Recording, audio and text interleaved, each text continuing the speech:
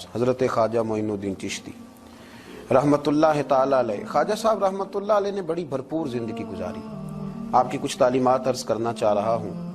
خواجہ صاحب رحمتُاللہ علیہ نے بڑے سخت ریاضتیں کی، مجاہدے کیے، دن بھر تبلیغ دین کا فریضہ سر انجام دیتے۔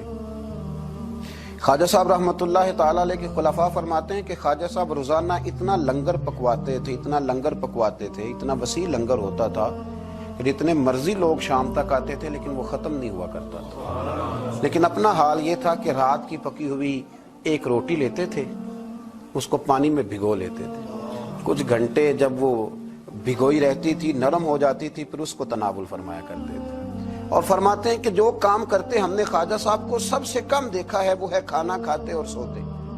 یہ دو کام کرتے ہم نے انہیں بڑا کم دیکھا، اور زیادہ تر ان کا وقت عبادت میں، ریاضت میں، تلاوت میں گزرا کرتا تھا۔ 50 سال کا عرصہ انہوں نے اس طرح گزارا ہے کہ عشاء کے بعد تھوڑی دیر کے لیے، چند گھنٹوں کے لیے گھر تشریف لے جاتے تھے، پھر واپس لوٹتے تھے اور فجر تک مسجد میں عبادت کیا کرتے تھے۔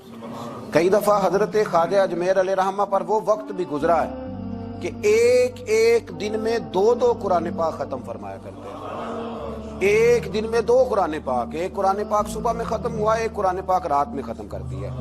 خواجہ صاحب علیہ رحمہ اس درد کے ساتھ تلاوت فرماتے تھے کہ لوگ کہتے ہیں کہ وہ تو بیدار رہتے ہی تھے، تلاوت سننے والے بھی آنکھیں کھول لیا کرتے تھے۔ خواجہ صاحب رحمتُاللہ تعالیٰ لیکن نوافل کی کثرت کا کوئی اندازہ ہی نہ تھا۔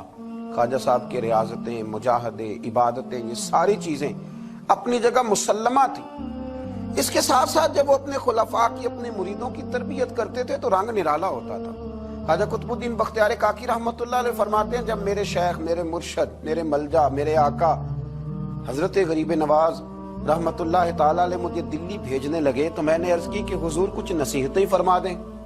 تو کہتے خواجہ صاحب نے مجھے 4 نصیحتیں فرمائی، 4 باتوں کا درس ارشاد فرمایا۔ سب سے پہلے خواجہ صاحب نے فرمایا، یاد رکھنا درویشی اس طرح کرنا کہ بادشاہی معلوم ہو، فقر اس طرح کا ہو کہ تم بادشاہ معلوم ہو۔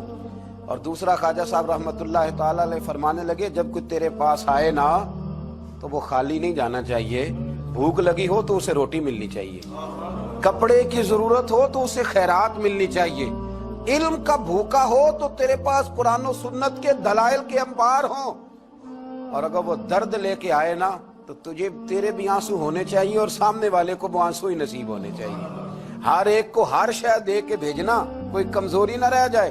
اور تیسرے نمبر پہ فرمایا، خوشی میں تو ساری دنیا ہی ہنستی ہے، جب خوشخبری آتی ہے تو سب ہی ہنستے ہیں، پر قطب الدین میرے ساتھ وعدہ کر، سب سے زیادہ تیرے چہرے پر اس وقت مسرت ہونی چاہیے جب رب تجھے آزمائش میں ڈالے، سب سے زیادہ تیرے چہرے پر اس وقت مسکراہٹ ہونی چاہیے جب اللہ کریم تجھے کوئی آزمائش دے۔